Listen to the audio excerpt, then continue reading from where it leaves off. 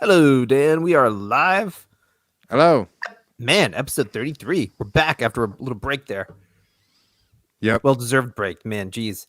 There's a rigorous schedule of podcasting, and there's the demands of our beloved fans. It just never ends. It's disgusting. New year, new us. Gosh, man, it's just crazy. But yes, that's right. New year, new us. Same intro. Plenty.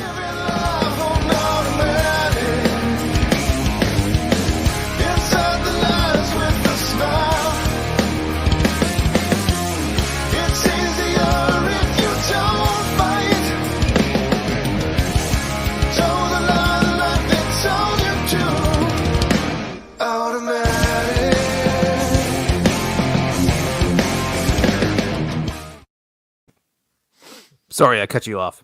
My bad. I've already forgot what I was going to say. That's okay. So I'm sporting a Christmas gift. I got a Homer Simpson hoodie with him running, and I don't know where this came from and why he's wearing a headband. But when I run, I have a headband that I wear sometimes. And like my family thought it was appropriate to make fun of me that way. So it was worth. You should start doing it with the white T-shirt and the blue pants. Just well, I mean, yeah, the wife beater. Nobody wants to see that. That's not a. That's trying to get in shape, not scare the kids off in the neighborhood. There's a difference. Yeah. So you had a good. Sally, we have to move. Why? Like, well, they're building a school in this neighborhood, and apparently, a bunch of people want us to leave. Yeah. The cease and desist order and the community. Oh gosh, what is it? Neighborhood watch. Yeah, that's it. But I was the community restraining order. The whole neighborhood. I've been summoned to a meeting of my peers. Anyway. Yeah. Either way. So you had a good Christmas, New Year's kind of stuff, kind of chill. Yeah. Or hopefully chill. Well, it was a little bit chill and then a little bit busy. I went to the Outer Banks all last week, which was nice. Yeah, that is nice.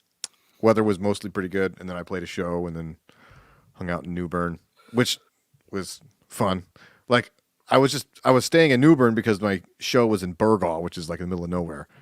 Without realizing that this B&B that I had got because it was cheaper than the hotel, it was like right downtown from where all the New Year's stuff was happening. So we went out there for a little bit, and that was an interesting swath of demographics.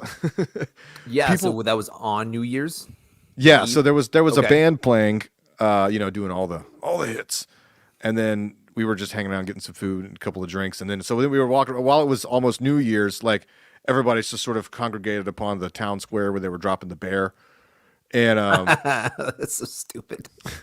And so we were just thinking like it wasn't just white people, but included in the larger demographic was like it was like every kind of white people. You know what I mean? Like it was all the different flavors and shades. You know, so like up, down, thin, wide, just everything. It was like it was hipster, rednecky, white trashy.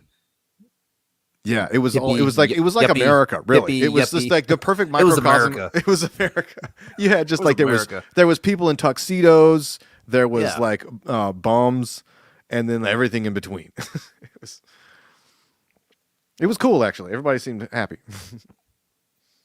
Is like just New Bern like just a predominantly white town in your mind, or were there like literally no people that weren't white? No, there were. Like I said, it was diverse in that regard, but like the parts that I noticed was just like it wasn't like Raleigh or even Durham or even like I don't know. It was like a mixture, right? Because it wasn't like I don't know. Maybe not describing it right, but like yeah, it was like a perfect microcosm of America, like almost down to the percentages. I had my demographic calculator out, and it turns out for the last populous census, it actually worked out pretty well. It's good. Yeah. For New Year's, we went to friends' houses and left kind of early, and was asleep before midnight. So woohoo! Yeah. but I knew that I got was no coming. problem with that. Yeah, That's what I normally do. So I just Yeah. so happened that I was out. We were trying to think back how long it had been since we had like gone out to New Year's, and we both knew the event. Like we went to go see some old friends band play in town here, and we were like, that had to have been like 7 years ago. And like we got like a Facebook note that was like 3 years ago. We're like, what? That was 3 years ago? I was like, wow, our time frame's way off. Did we have children then? Yeah, that's what I was thinking. I was like, kids had to be like super young, but no, it was only a couple years ago. So, oh well. Either way, that was still. It was weird too. It wasn't cold then either, and it was like a warm night. So like, Yeah, New Year's Eve when it's warm is weird. I don't like it personally. I want it to be a with little chilly. I want a little nip in the air. Come on, man. I'm the kind of person that like, yeah, I hardly ever go anywhere or do anything. I usually just am like, oh, okay. Usually if I have the kids with me, then I'm just like, all right, we'll just hang around and like fake like it's midnight when it's 8 p.m. like one of those kind of deals. Right. But that, or like I've played New Year's gigs, which those are fun, but also a little bit depressing. Yeah. But it's like the people watching is always hilarious. Like the change in tone, the change in tone between like 11:40 to like 12:38. You just see like the whole range of emotion with some people. You know, there's the guy like sitting at the little arcade, like playing the little deer hunt game or the little matching puzzle or something like that. I love the matching puzzle game. And stuff That's like me at the bar. Yeah. So, and then as like everybody, oh, it's New Year's, great, okay. And then as the like all that kind of fades down, and then you're left with like, oh, what did I do with my life? Like one of those kind of deals. Somebody's like trying to call his ex-wife, you know, like I have to do this again. There's a whole nother year. It just started. Oh my God. I wasn't planning on work tomorrow. Oh, no. Oh yeah, that would be bad. That would be rough. But yeah, all right. Well, cool. Well, that's good. Well, back at it. I have to be traveling in like 2 weeks, so I'll have to take another break, but not very long. So that's okay. Just a heads up. New year, new Dave. Yeah, man. So like, you missed it apparently though, but like Joe Rogan like broke the internet or broke the podcast world again in like 2 days, like 2 days in a row. Put on like really big, prominent scientists and medical guys with a anti. Basically COVID regime bent, and yeah, madness ensued. So like the second dude was Dr. Malone, which you had I bet you'd heard of him, but he's the guy who or maybe you've seen clips or something from him. He's on the team that like actually invented the mRNA technology. Yeah. So like I don't know, I would think you've seen this guy around at least a little bit, but yeah, it was an interesting conversation about both of them were about. I got about 7 hours of driving coming up this weekend, so I'm going to that's perfect for you. Catch up on all this. They're right in a row, man. There's like two of them right in a row. Yeah. So like the Malone one was definitely talking about like treatments for COVID and stuff like that, and a lot of the overarching issues with how society handles it, how the medical industrial complexes handle it. McCullough one talked a lot about pharmaceutical companies and just the general shitbaggery they've done over the years, not even just pertaining to COVID, because he's written books about the pharmaceutical industry, because he did like expert testimony witnessing and stuff like that, like sealed stuff that he's not even allowed to really speak about, like closed cases in the pharmaceutical industries. That's because they settle for like these insane amount of money, you know, with like NDAs and stuff, I'm sure, so none of it ever comes out. Right, exactly. He's just like, well, I can't tell you any specifics about this, but I can give you examples of like, I can point you to other examples that are, you know, similar, but I can't tell you exactly what. It rhymes with Jortson and Jortson. Yeah. It's Pfizer, and they McKillard many billion sheeple. Like, oh, no, okay, just kidding. No, it was intense, man. There was a lot of insane stuff in there. Dr. Malone had been previously kicked off of Twitter, I think, permanently, like the week of the podcast dropping, or like right before they did the episode. So it was coincidental that happened. So it was like this big Twitter trend thing that this guy was banned off of social media. And then he actually had his Rogan interview, and then it dropped like a day or two later. So it was kind of like a pretty perfect storm. So naturally, I'm assuming that the reaction to this is he's undermining vaccines. And dude, vaccine hesitancy. Yeah, vaccine hesitancy responsible for deaths, dangerous medical disinformation and misinformation. All of these guys. Without pointing out any of the specific misinformation. No, right. You Not can just really. say that somebody's misinformation. You don't have to actually prove that what they're saying is false. No, correct. Yeah. Right. Exactly. Yep. It was interesting, man. The some of the takeaways I took away was like what was I telling you? I think I said a few things. Like the guy did and you have to forgive me. I'm gonna mix up these two interviews I listened to straight back to back. So like that's just how it came out. I'm gonna probably mix up which ones. But like just it was just a confirmation of early on in COVID when hospitals were taking people in, the billing cycle for the hospital, if they put COVID down for anything, they definitely got more money than Oh yeah, we knew reimbursement. that back when it was happening, right? Yeah, but like people still say that's bullshit. And he's just like, oh no, that's absolutely true. He's like, and like he's like the old stereotypical thing. It's like, oh, so someone come in with a gunshot wound in like a auto accident, and if they put COVID down, it's going to be counted as a COVID death. He's like, yes, it'll be counted as a COVID death. Um, it shouldn't probably be, but if you put it in it as a medical coding thing, like Medicare or Medicaid, whichever Yeah. umbrella payment system they're falling under, so it's not for every person. It's whoever just follows into the government reimbursement scheme would definitely get like 15 to 20% more dollars for reimbursement. So From Medicaid. yes, Medicaid. So, but Right, not from yeah. from the insurance companies. No, I think the insurance companies are a different scheme. So this is So the government basically said we're gonna, as part of our responsibility to handle the pandemic here, Yeah. we're gonna subsidize Mhm. the okay. Yeah, so a COVID positive patient is a dollar amount. A death is a dollar amount. If they See, were put on I could have ventilators, it was sworn a that dollar was amount. already like common knowledge, but I guess there I are don't- people who are like they still don't like Yeah. that. No, they don't, and I don't think it is common knowledge for most people.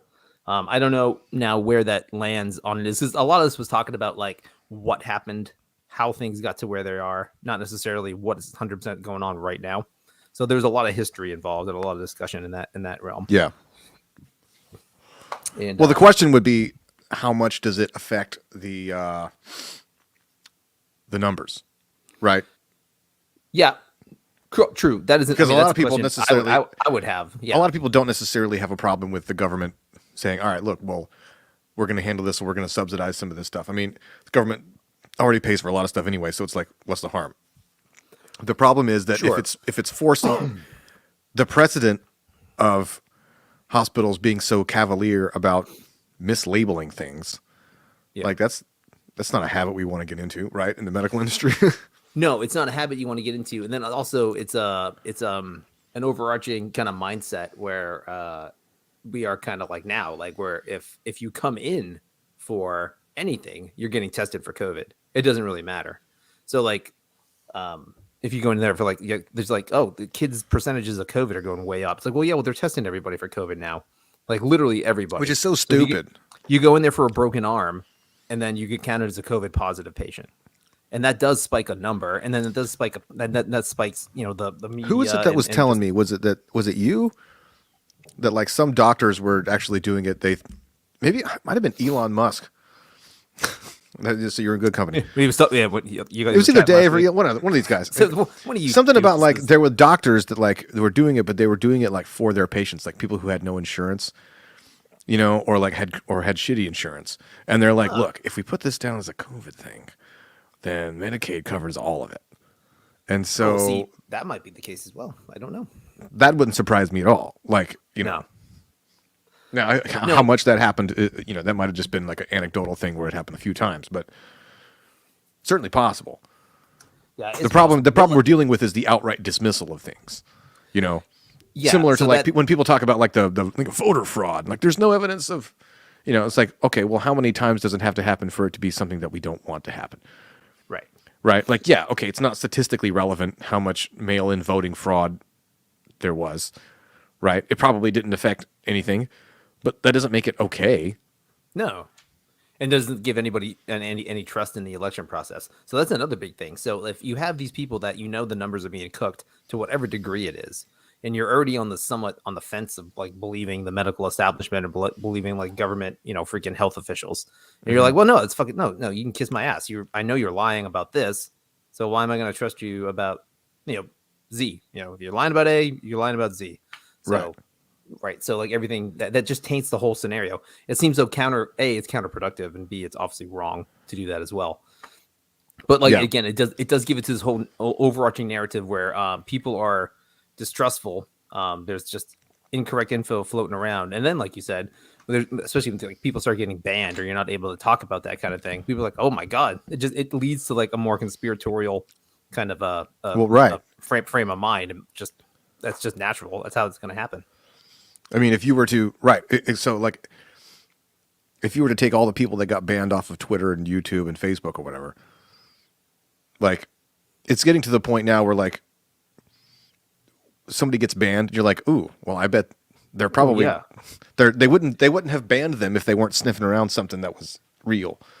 You know, like there's that quote that from was it Tyrion Lannister or whatever was like, yes, if you you cut out a man's tongue, it's not because how does it go? It's something blah blah blah. It's more because you're afraid of what he has to say. What he has to say. Yeah, you're not afraid of. I forget, but you're because you're afraid of what he has to say. Okay. Yeah, it's such a good quote, and we should both know it, but we don't. But just get that on a T-shirt. Yeah. Pull that up, Jamie. While you're doing that, but it's like a look it up. It's getting to the point now where, like, as soon as somebody gets banned, you're like, they must have said something true. Because if they were just a crazy person saying stuff that's obviously not true, then they wouldn't care. Yeah, when you tear out a man's tongue, you're not proving him a liar. You're the one telling the world that you fear what he might say. Yes, something like that. Yeah, no, and that's super true, man. Because, like, if it's such a crazy idea, you would want it out in the open, and you could easily defeat it with an argument. Even if it's a danger. Yeah, if it's a dangerous idea, I mean, it should be. Even if people fall for it, even if you get people to subscribe to what you're saying, you should be able to get enough people to go, no, this person's fucking nuts. Listen to what this guy's saying. Now, there's 40 people over here, that can counteract that. So what they try to do is they just stack it. They just go, okay, well, so like when you Google search, like this guy, Dr. Malone. In the mass formation hypothesis. So, like, this is something else we can talk about. But if you Google search it, the first 40 tabs are like, "This guy's crazy. This is stupid. You can never. This is the dumbest idea ever." You're like, that can't be the top freaking Google. That can't be the natural algorithm when there was 11 million views of this thing. Or actually, I mean, that's just Joe Rogan's average viewership that came out. So, like, I don't even know what that actual numbers on that guy's episode was. But who was it who did the experiment last year where it was like if you Googled like the different places where the riots were happening, you would get like, like there was like a city where there was a lockdown protest happening, and if you typed the name, it would autofill with riot afterwards. But if you typed like, Kenosha or one of these kind of cities where there was like, then you would get protest. That sounds right. Yeah, no, that happens. And I this is like anecdotal stuff. I couldn't actually find any screenshots of this, but like, as the interview was coming out, they were talking about stuff, and people started Googling it, and people were like, the freaking algorithm is changing in real time, which I guess can make sense if a lot of people are doing it, but none of it was going in like normal directions that like people would be interested in. Again, it was all like negative hit stuff kind of thing. Yeah, which is interesting to me. How that I'm not smart enough to know how that works, but apparently you can do it. I mean, they can change the dictionary definitions overnight. So, someone's doing something on purpose, which is crazy. Yeah. What was it? They changed AntiVaxx. Oh, yep.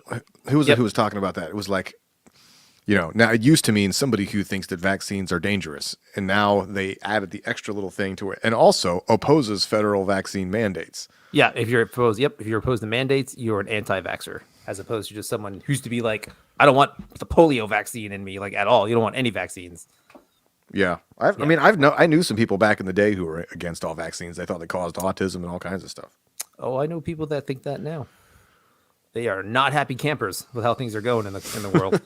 But I you know, admire and their like consistency at least. they You were gotta very consistent. respect them for sticking to their guns. Yeah. And like I never had like a deep conversation with any of them. I thought that was stupid. Like I'm like, oh, I'm happy to give my kids freaking polio and measles inoculations. That seems pretty smart. But you know, so I get where they're coming from though. Like I get the whole idea, and I respect their ability to make that decision. The problem is that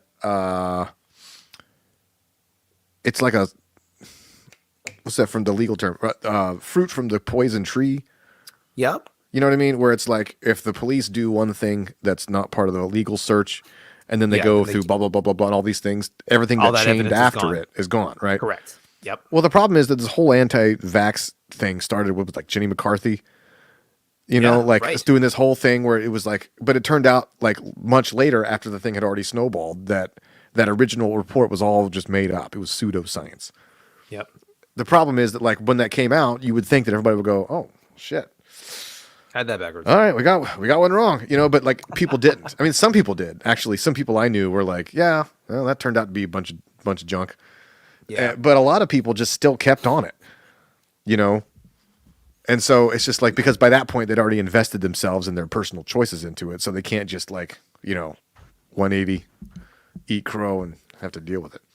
Yeah, the circles I would see it in a lot was a little bit of the autism stuff, and then a lot of it was more like aborted fetal cell kind of thing, like medical research based on that which I don't have the answer if that's the case or not, but like I don't know. Whatever is what it is. If that's your conviction, that's your conviction. But it is. I don't know if it's true, or B, if it is true. I don't know what you can do about it at this point. Like, you know what I mean? Like those Nazi scientists did some pretty gnarly experiments, but like, it also gave us a lot of medical knowledge after that, which sucks. But I mean, it doesn't. I mean, you can if you look hard enough, you'll find a moral conundrum anywhere. You know, like probably. Why are we all using smartphones, even though they're made by children? They're not made by children. They're made by people in Ohio, Dan. They're made by young entrepreneurs participating in a consensual agreement. How would Ayn Rand define the kids making the phones? I'm not even going to attempt an Ayn Rand. I got nothing. It's not going to come off good. Yeah, so either way, it's super interesting stuff, man. And it's crazy that this dude's kicked off of Twitter, and he makes the rounds quite a bit on like I'll just say right-wing media. Joe Rogan's not right-wing media, but he does a lot of stuff on like Fox News with like Tucker Carlson and a bunch of other stuff. So that also puts a huge target on his back. He basically just he runs in all the circles that the tech censors and the people that want to shut other people down do not like instantly want to shut you down for. Yeah. And that's not even. It's not even necessarily right wing. It's that like there's a circle in the middle where you're allowed to be, and then there's all these offshoots outside that you're not quite close enough to the campfire. You know. Yeah. So they throw you to the wolves.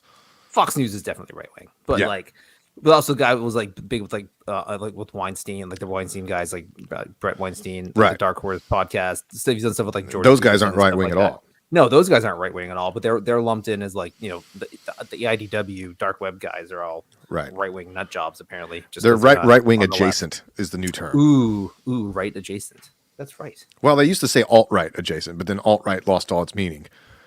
So all the fake meaning it had to begin with, like for like 5 seconds there, alt right was a thing. Yeah. People were thinking that this alt right movement was like going to take over conservatism. And of course it didn't, because it did not. It died. And there were some pretty legitimately shitty people in the actual alt-right movement.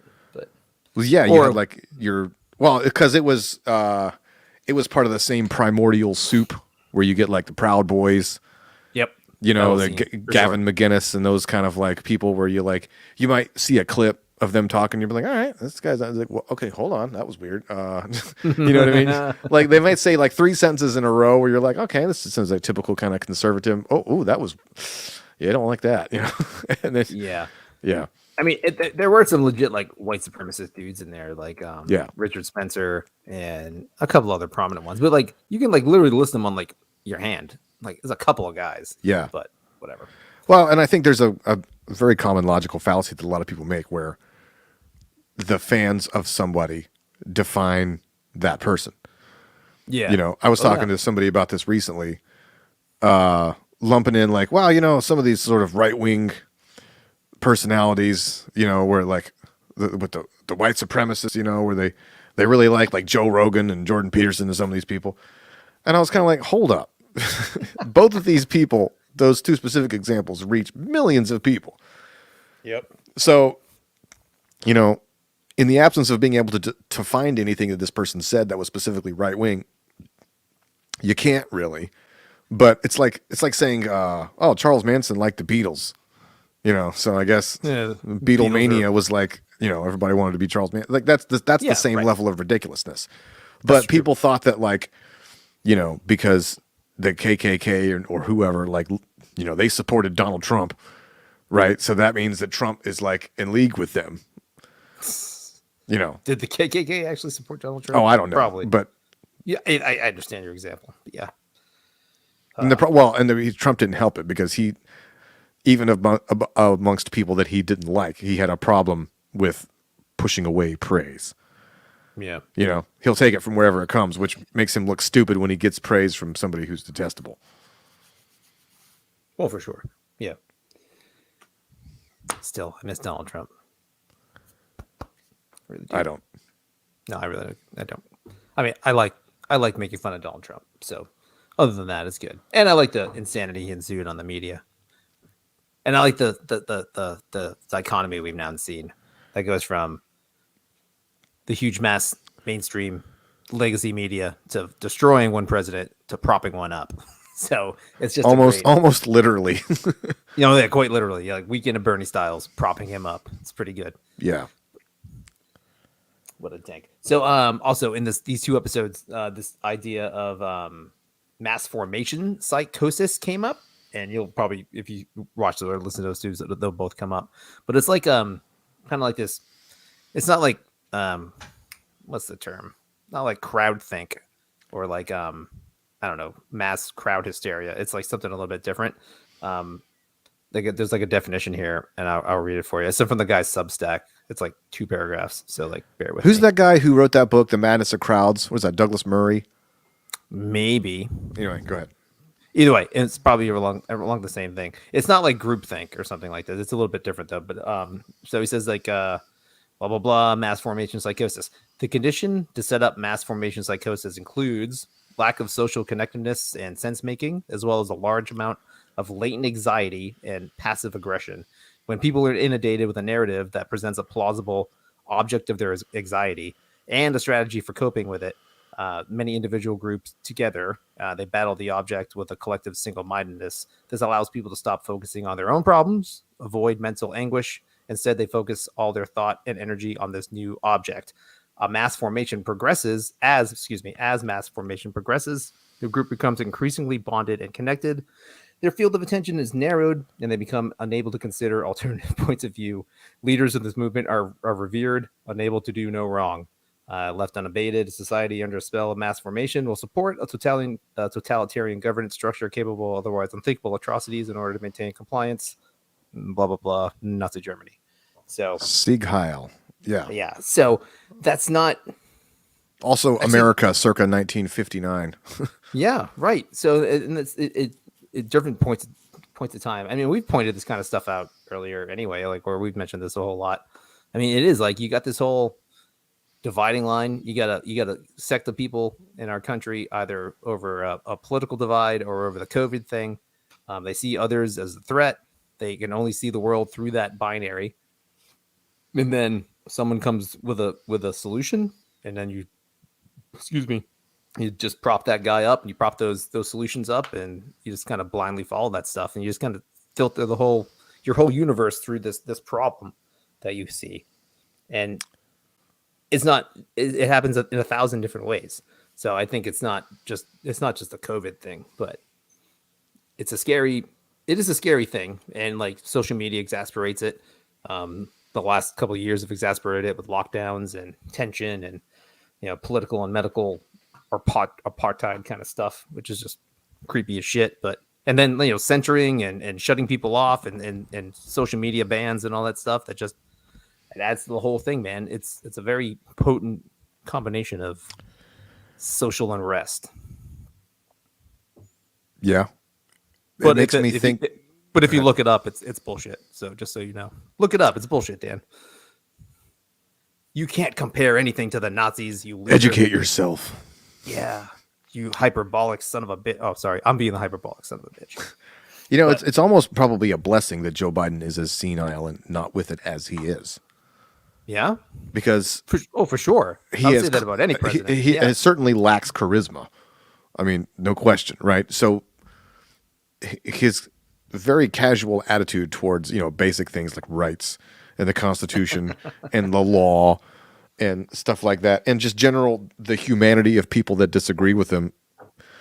And like, thank God he can barely put a sentence together. Yeah. You know, because imagine if he was a charismatic figure, you know, like if he was Barack Obama, you know, like, I mean, who was a great speaker and a charismatic individual and generally carried himself well. Like, there's no who knows what sort of stuff. Like, thank God, President Obama isn't president right now. Yeah, because he would be getting a lot more done, right? Like, it's Joe Biden's feebleness and general dickishness towards other people. You know, Let's Go Brandon wouldn't be as popular. You know what I mean? So right, yeah, no. In fact, you know, you can find a huge group of people who are, I guess, like politically homeless, like in the middle, as we would call them, probably. Yeah. If you were to ask them, you'd be like, "Well, think of, like, name me a good president." They'd be like, "Oh, Barack Obama," right off the bat. No hesitation. Like, Barack Obama was the last time we had an amazing president. You're like, all right, sure. But I mean, I guess, like, in respects to Donald Trump and Joe Biden, I guess it depends. Your criteria matters. I mean, Barack Obama was a great president in the same way that Reagan was a great president. And they're gonna say, as in, like, he's a great speaker, amicable guy, seemed to be like a uniter, kind of like seemed to be all those things. Right. Carried himself well, fit the office, kind of thing. And that's what they mean. I don't, like, most people can't really think back to, like, freaking policy stuff or anything he actually did, even though he was the president for 8 years. But yeah, well, I mean, under his tutelage, you know, there was Obamacare, there was, you know, gay marriage was legalized. You know, the marijuana legalization started to proliferate. I don't have a problem with that. A couple 100,000 other, you know, brown kids across the planet died. You know, small things like that. You know, whatever. Yeah, military doesn't car place while still maintaining the image of being an anti-war. Yeah, you know, he did really also stoke the seeds of racial tension pretty freaking hard. Yeah, that's one thing I think history. Well, actually, no, it won't really. But if I wrote history, then I think that would be something that's an asterisk that needs to be next to Barack Obama's legacy, regardless of your opinion about, like, you know, Obamacare and how that works and, like, social issues or whatever, like taxes and things like that, whether you left or right. But, like, I remember feeling this, like, even as early as, like, 2015, 2016, like, if ever there was somebody who was in a position to bring people together, it was him. And he deliberately chose not to. Correct. You know, it's like, okay, you got a bunch of these old white guy presidents. Like, okay, there's only so much that anything they say is going to feel a little bit hollow. Right. So, right. Yeah. They're not going to be able with to Obama, you know, love him or hate him, being a trailblazer, I mean, undeniably, like, wouldn't that be such a great opportunity to at least try to start a conversation about, like, can we move forward, please? Yeah. You know, and he did at every turn when he was presented with an opportunity to do so, to build a bridge, he decided not to. And I think that's pretty, I mean, I thought it was kind of shitty at the time, but I think it's becoming clear that was the wrong way. That was a turning point, because this country went, you know, into chaos ever since then. Imagine how much different 2020 would have gone, you know, had he put us on a different, I mean, the pandemic still would have happened, you know, whatever. But right. Imagine if you could just change that one little thing. Like, when he was talking about Trayvon Martin and some of these guys, like, if he had a more open-minded, reasonable approach to his rhetoric. Yeah. Yeah, for sure. Yeah. I agree with that. He a lot of that or some of that blame lays on his feet. At least the set the trail, or to put us on the path for that. He made it worse. You're right. He could have made it better. He could have been a uniter. He could have tried to ease racial tension. He made it cool to be an absolutist. He dove into it hard. Yeah. You know, like he basically said, like, normally polite society would be like, okay, is there some truth to the other side here? Maybe we should try to accept viewpoints that exist or whatever. But by him being such a hardliner, he basically said, no, this is the right way to look at it. Yep. And so gave everybody else who wanted to be that way license to be like, oh, well, if the president is just going to say this thing, then I guess it's true, you know. Yep. Whereas he could have led by example and be like, all right, you know what? Let's all listen a little bit. Maybe we'll all learn something. Maybe we'll think about the world a little bit deeper. But he didn't do that. Hey, it's almost like presidents are really shitty people. Just I would have thought they'd be top notch guys, top cream of the crop, best of humanity, best we got, top number one. Men. Yeah, you don't vote. They don't get voted in by 20% of the population, Dan, because they're awesome. I mean, because they suck. It's because they're amazing. Sorry, 20%. Yeah. Either way, that's what I was listening to all week, by the way. So that's just all the stuff I had to really rant about. Oh, also, what's her face? Twitter also kicked off some right-wing politician for good. What was her name? Marjorie Taylor Greene. I don't really know anything about her, although I think she's pretty crazy. Yeah, but again, Twitter kicked off a freaking. Is she a senator? Either way, senator or a congressman. But I think she's a congressman. Kicked the sitting congressman off their platform. I'd be interested to know what she said. I'm sure it had something to do with COVID. Probably something stupid. Yeah. See, the problem is that it very well may be something stupid. So she's basically the January 6th of congressmen, people, because she is the straw man over here that people can use, to define the whole, to justify whatever crazy stuff they want to do. Yep.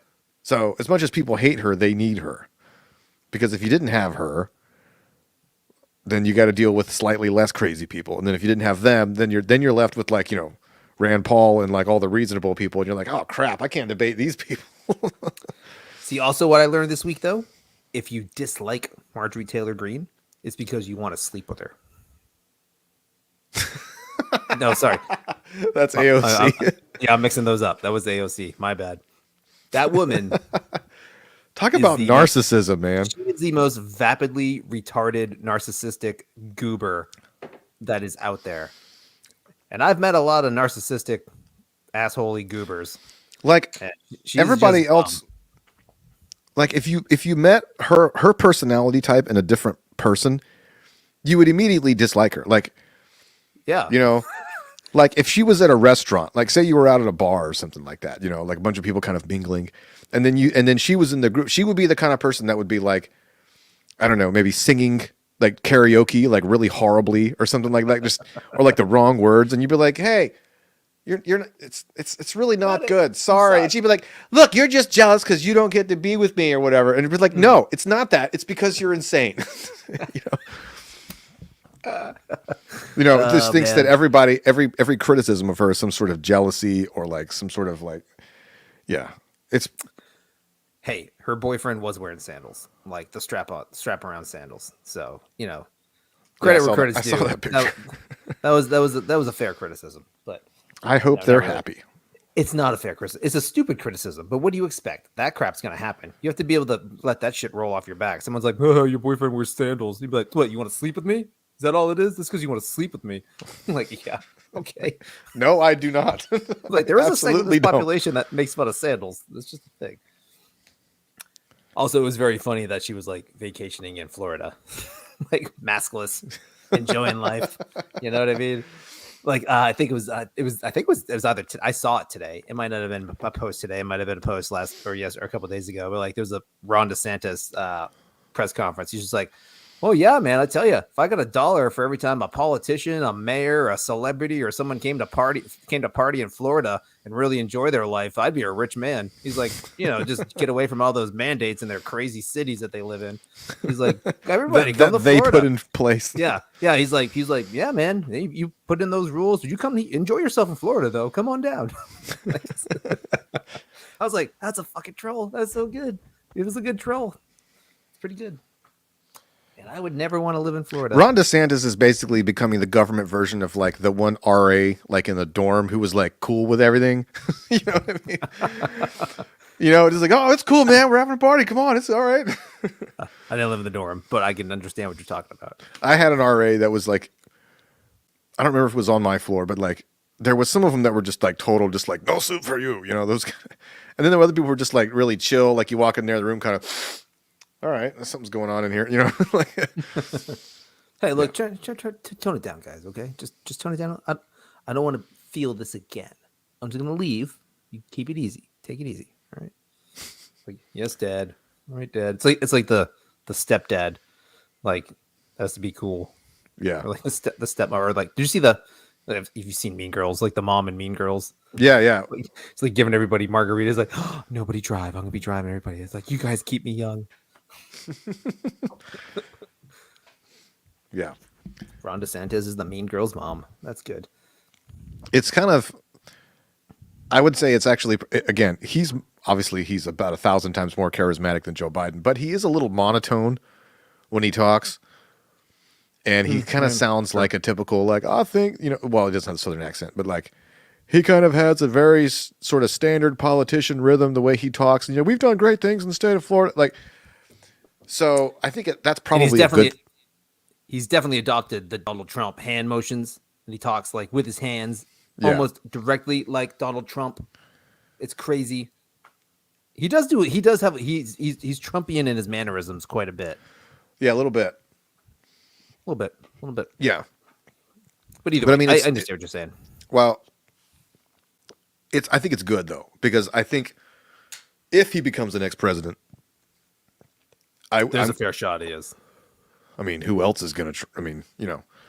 Who else is the right going to bring up? I mean, there's no. Like, I mean, I'm glad if that were to happen. I would hope that it would be based on substance a little bit more than pure charisma.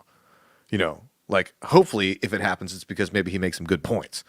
Yeah. Right. It has a good track record. It's not just going to be because I am an orator and I'm going to bring back your jobs, and then just like a really captivating person. And people go, oh, it sounds like it. Yes, I'll vote for you, like Kennedy or somebody. Yeah. Or like Barack Obama. Like, yeah. Legit. Or Bill Clinton or any. Yeah, that's a good theory. I mean, whatever. That would be ideal and good. Like someone has good ideas, they can execute the office well and doesn't want to trample individual liberties or whatever. Well, I mean, one would hope that like he would bring a sort of recognition of states' autonomy, being a governor who was the target of all these other people. He would have a unique understanding of like, well, yeah, I know what it's like to be strong-armed from Washington, so I'm not going to do that. But yeah, he is a human being, so who knows what would happen if he were given the reins of the whole stagecoach. Yeah, I know what you're saying, and you're right, and you're not wrong. But like, you look to the president to do that kind of stuff. It's not the president's freaking job actually to do that. It's Congress's job to not do that, and it's the president's job to do what Congress executes. So that's what's stupid. But like, it's all flip right. So we give the president all this power, and really doesn't have. I mean, he can do executive orders and stuff like that, which is completely illegal and unconstitutional, even though we allow it. But it's a bonkers system. So I don't have a lot of hope for it, but whatever. We'll see what happens. Could be entertaining. Could be a good show. I just had a thought. The problem with your Trumpian gestures is that they're too like mirror image, like both hands. Yeah. Right? Because that comes across as salespeople-ish, like a nervous thing. Whereas a confident person does like a one-arm thing. So I would need, before I could really put together a good sentence, I would need to do a little bit more thinking, but I don't have time for that. So I'm just going to say it like on the fly, baby. Have I told you about that one YouTube channel that I'm obsessed with called Charisma on Command? I don't think so. Okay. I'll send you the link. It's really good. This dude who's like a psychologist, philosopher dude. He goes into like he makes these fun videos where he like breaks down like movie characters and stuff about like, you know, like 5 ways to like win arguments or to like to demonstrate strength in your body language and all this kind of stuff. But there's all kinds of cool stuff on this channel. He does this one thing where like he talks about the different like specifically male charisma, where when you're telling a story to like incorporate your arms. You know, like people get self-conscious about like when they're given an oral presentation and they use their arms too much, they don't know what to do with their hands, you know. But like sure. using your arms is actually a good way because it makes you, it's like to like nature, like it makes you look bigger. So like you're taking up more space in the room. So peacocking. Like a little bit, you're right. There's like a psychological thing. So it's like if you're, you know, Chris Hemsworth or whatever, and you're already kind of charismatic, but when you're telling a story, oh right, so this guy over here, and you're like you're acting out the story, it makes the whole thing more engaging for sure. So there's a role in charismatic speaking where you incorporate your arms and your body language and your facial expressions. But I think, I don't know, maybe politicians are just so coached and they're so like, you know, because they're reading, but they're trying to act like they're not reading. You know, where everything comes across as like, you know, what's that? Yeah. What was that thing? I forget who it was who invented it. It was like, because you don't want to point because that looks too, you know, like Nixon, you know, or something like that. I mean, it was definitely a Bill Clinton thing. I don't know if he invented it. I don't think he did. I think you could probably find people before him that did that, but it's a way of gesturing definitively, but it's not quite a thumbs up where you look like an idiot. So, you know, and then, but like Bob Dole, you know, had his pen. So he was kind of, right. You know.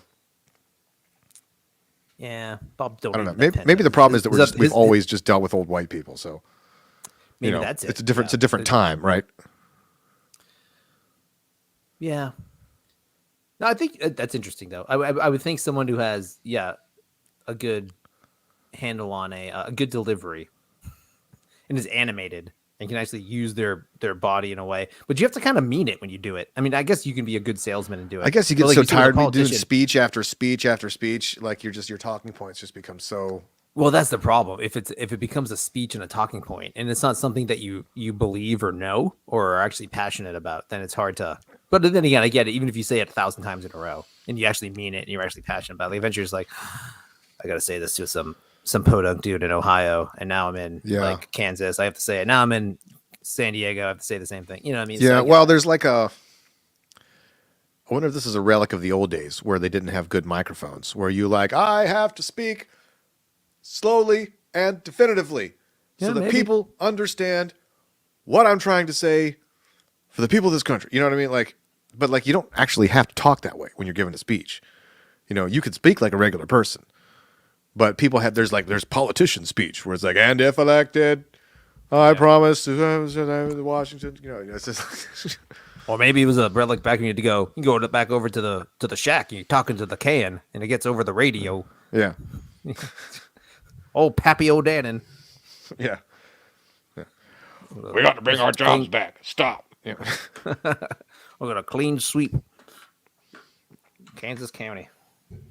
Whatever. Yeah. Well, so speaking of presidents, which we tend to do, but there's this weird sort of sidebar. There's this show on Apple TV called For All Mankind. It's like this alternate history of like space race. So like the first episode is like, the moon landing, but then it turns out the twist, it's actually the Russians landing on the moon, like they got there first. So it was the monkeys. So it kind of changes the course of the space race and it goes in a different direction. And so, but one of the cool little things they do with this story is that like, because the Russians got there a month before we did, it just so happened that Senator Kennedy decided not to take a family trip out to Chappaquiddick the weekend of the moon landing, which means he never accidentally killed someone, which means that he ran for president and beat Nixon in 70, whatever it was. Wow. And the space race, because they were in the middle of it, the Watergate thing never happened. So Ted Kennedy beat Nixon, and so now Ted Kennedy's president in the mid-'70s, and the whole space program goes in a whole different direction. But anyway, I just thought that was a cool little thing. The plot point they just sort of threw in there. You know, and like, Senator Kennedy has postponed his trip to Chappaquiddick. Like, if you didn't know what that was, you'd be like, all right, that's meaningless. But yeah. Because that whole story happened the exact same weekend as the moon landing, which was the only reason he got away with it. I did not know that. Yeah, it's Yeah, in the movie. I didn't know. So, It's in a movie, Dave. well, there's that movie Chappaquiddick. I think it's on Netflix. I'm pretty It's sure really it's in good. Forrest Gump. And like Jim Gaffigan's in it, a bunch of Boston Irish, New England type people.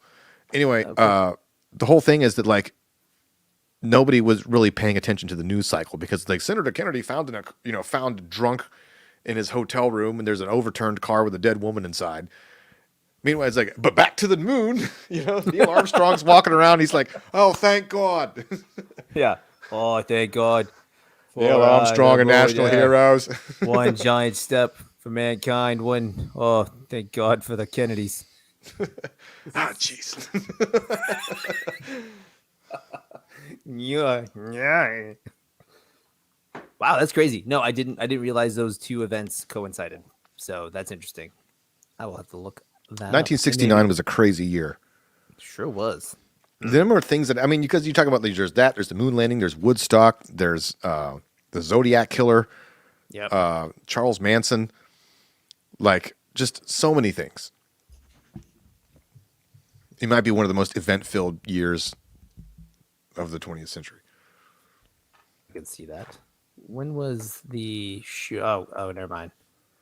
Kent State shooting. It was 1970. That's close enough. It's right there. Is it May of 1970? Tumultuous time.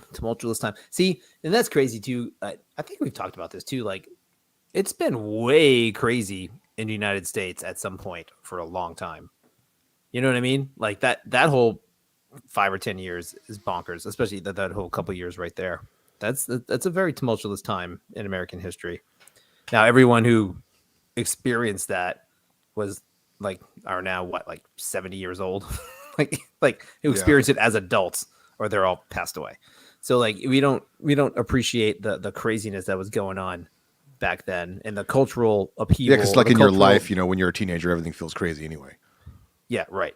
But like to go from the 50s Cold War era into like the 60s into the 70s, like that whole cultural change was huge. Like that the American the family, the psychology all kind of flipped a little bit. The invention of the American teenager as a concept. Yeah. You know what I mean? Where all the consumerism shifted young. Mm-hmm. The explosion of automobiles and television and sex, drugs, and rock and roll, man. Come on.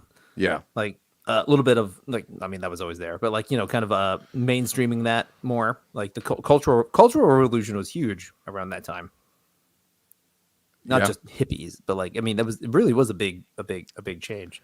And the 80s had its own thing. The 90s, every 10 or 15 years has its own thing. Yeah. So just to look back, it's weird. I'm starting to feel old now, but not. Yeah. Totally. Was it those? They say 1980 is the same distance from now as 80 was from 39. Yeah. Right. Isn't that crazy? That seems like an insane. It's all true. Like anytime anyone use those days, I'm like, oh shit, I'm gonna feel old. Here we go. Well, I think about it too, because I'm like, every weekend I go out and I play songs that were written 1978, 79, 82. Right. And I'm like, that would be like somebody in 1980 playing songs from the 30s. Right. That's bonkers. Yeah. Oh, time. How you make us fools of us all. But yeah. So you saw the new Matrix movie? Oh, yeah, I did. Did you see that? I haven't seen it yet. I've been meaning to. I just haven't had a night alone. Well, you're not supposed to like it, so don't like it. Really? That's what I'm told. I heard from people that it wasn't good, but it depends on... Is it not good because it's poorly made or because it has an agenda or... I've heard both. Okay, so I saw people that was poorly made. They didn't like how it worked out between that and the older movies. They felt there was an agenda. I got all range of input on everything. Yeah. I just thought it was a fine movie, but I didn't go in there thinking it was going to be amazing. It didn't change my life. It certainly wasn't better than any of the Matrixes. It certainly wasn't anywhere close as good as the first one. But then again, right. I didn't like the other ones that much either. Like the second and third installment never really grabbed me. So basically, I think I've come down to my conclusion. that I am the most basic movie bitch out there. So I I watch something and I just want my gut reaction to go thumbs up, thumbs down. I'm like, that's all I got. Listen, man, I'm not gonna be able to. I'm not a good judge on these things. Like I put my pants on one leg at a time. You know what I'm saying? Hey, man, Rest in peace, John Madden, right here.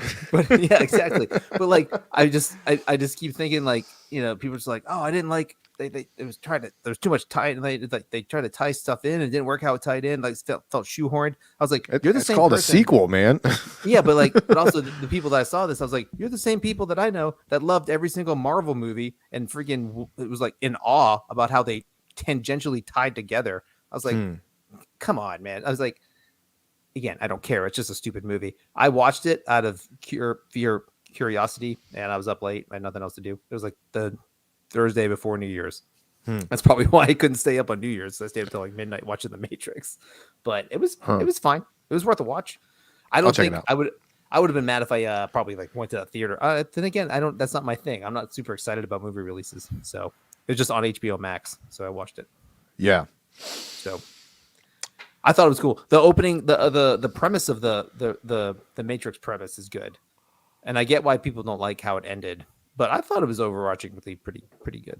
So yeah, I'm okay with subversion and unexpected things because to me, life is that way. So yeah, like when I guess the pinnacle, the ultimate example of that would be like The Last Jedi. Yeah. Which people on the internet have talked about more than literally any subject. Yeah. But like, I remember when I watched porn, that movie, and then there's The Last Jedi. Those, yeah, if you were to rank internet searches, pretty much.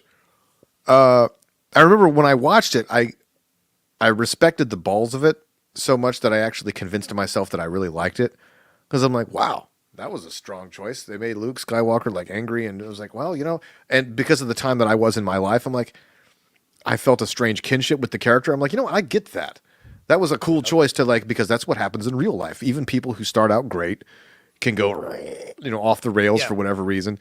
And so I liked that. I just respected it. And then as over time, I started to think about it. I'm like, okay, it's not that I dislike the choice to be subversive and to take a chance. I respect that, but it's just a problem that narratively it's told in a shitty way. And they don't pay this stuff off and these other characters, so there's a million reasons to dislike it. But yeah, it's like a guy who walks up to a girl that's way out of his league and says some kind of line. It's like, you have to respect the fact that he walked up and, politely, he wasn't trying to be a creeper and just trying to say, hey, but then of course it doesn't work. But that doesn't mean that he doesn't get credit for trying. A for effort, baby. So yeah.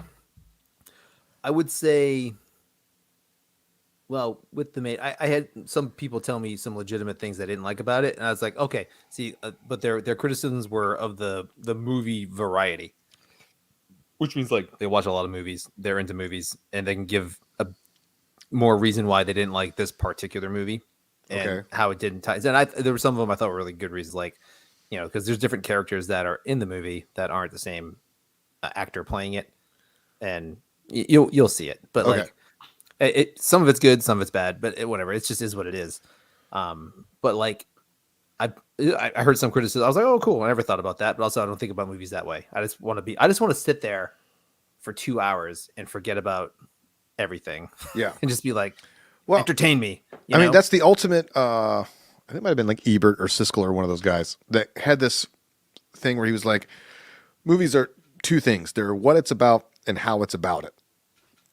Right. So, and I think we talked about this before with like, how many cop movies are there, and there's great cop movies, and then there's crappy ones, right? There's Speed 1 and there's Speed 2, right? So what makes a great movie is not necessarily what it's about, but it's like, okay, well, how is it put together? Sure. Right. So the problem comes in when you can have people that err on both extremes. You could have a movie that like says all the right things, like a lot of the movies that like win Oscars, they're like, it's about an important figure in history, right? Or it's got this, check some diversity boxes and whatever kind of things that are nice. But like, you're still subject to the rules not the rules, but the general guidelines of like, here's what makes an engaging narrative, right? Here are the basics of story structure and the type of things that are going to pay off for your average moviegoer. Like, if you choose to forego those principles at the expense, for the sake of what you're trying to say, that's a risk, right? Yeah. And so the problem is that you got to get a lot of people that like they get really uppity about it. The movie will come out and it's like, the critics love it because it says all the things that they like to hear. But then like regular people who don't know about any of that, they're like, okay, well, was this an engaging narrative? Was he acting well? Was it put together? Was it exciting? And then people, when they criticize it on technical levels, people go, well, you just can't handle something that's subverting your, white patriarchy or whatever you're saying. I was like, no, those are two separate discussions. Yeah, that's fair. Yeah. So well, yeah. No, that's fair. Like the thing with with the movie, whatever, it was put together fine, I thought. And like the thing is, like the visual effects of the Matrix on the first one was like really engaging and like really amazing. Like, and then everything else, it was new. It was, yeah, for sure. So it was like one of those things that obviously grabbed people at the time. But like, yeah, in the story, whatever, the story is what it is. They tried to do a story. They tried to continue the story. So you got to either take it or leave it for what the story was. And I some people that didn't like that either. So, but whatever. Sometimes you're never going to please people. Yeah. But then again, I think they're probably doomed to start. I was really shocked they even came out with a fourth one. That seems silly that far out. It seemed like it was like a labor of love. Yeah, maybe. Also, the thing I thought I did find is like I remember everyone coming out with it and then like thinking about again. This came out after. Because obviously, I say obviously, maybe you disagree. In the first movie, I don't think this theme isn't there. But like, so like everyone's like, well, after the directors came out to be trans, they're like, well, obviously the movie Matrix is a allegory for the trans. Right. I think I brought this up at one point.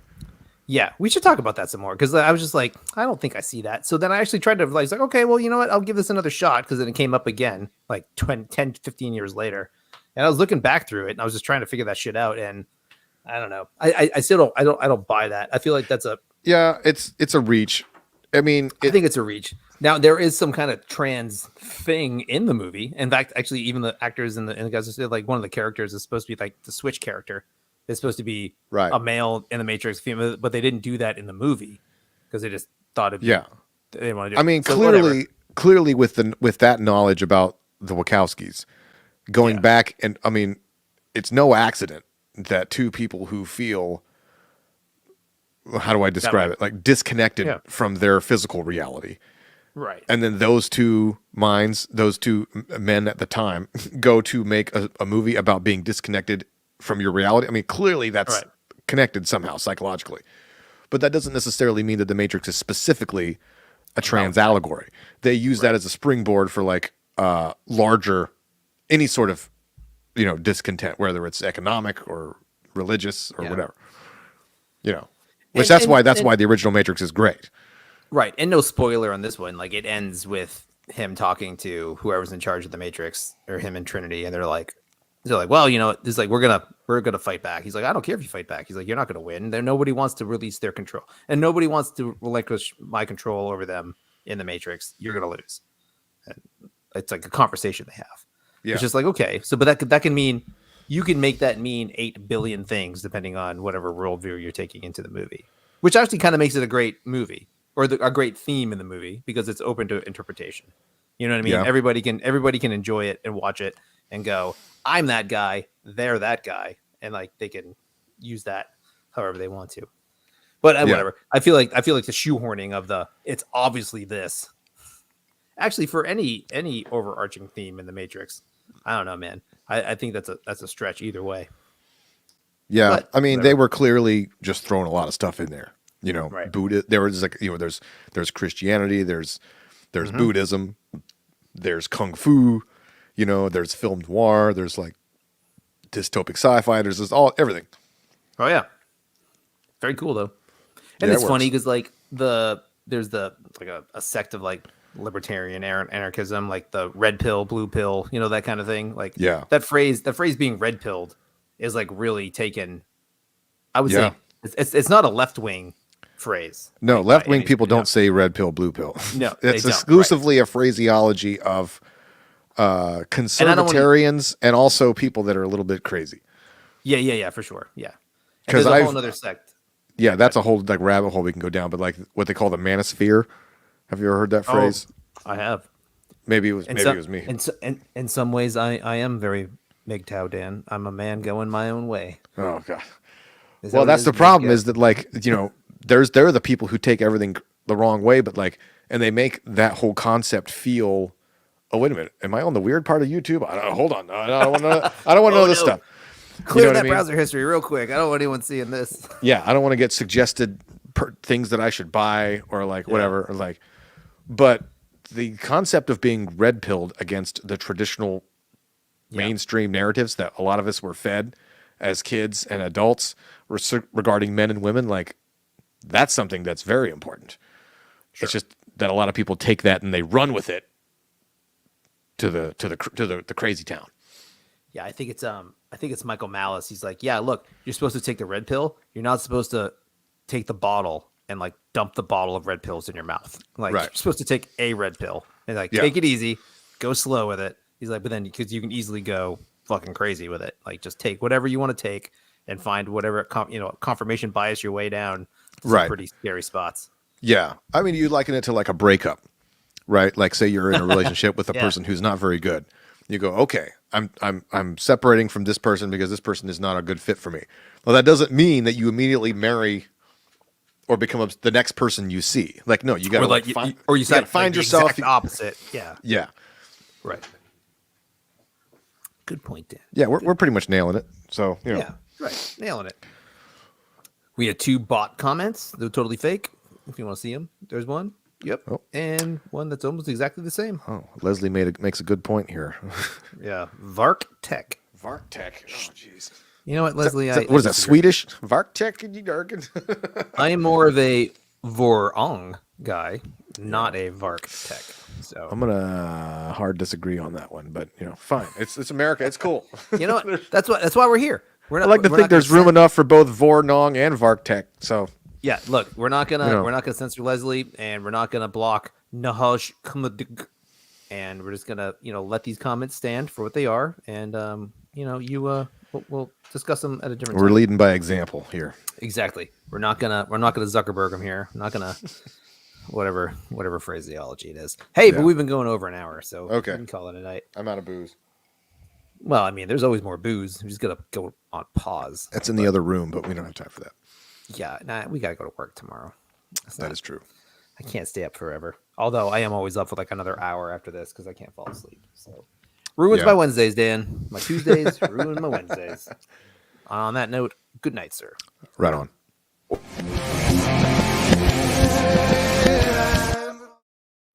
Witty banter. It always makes me think of that Simpsons where they were saying join the Navy, but it was backwards. Oh yeah, Eva Net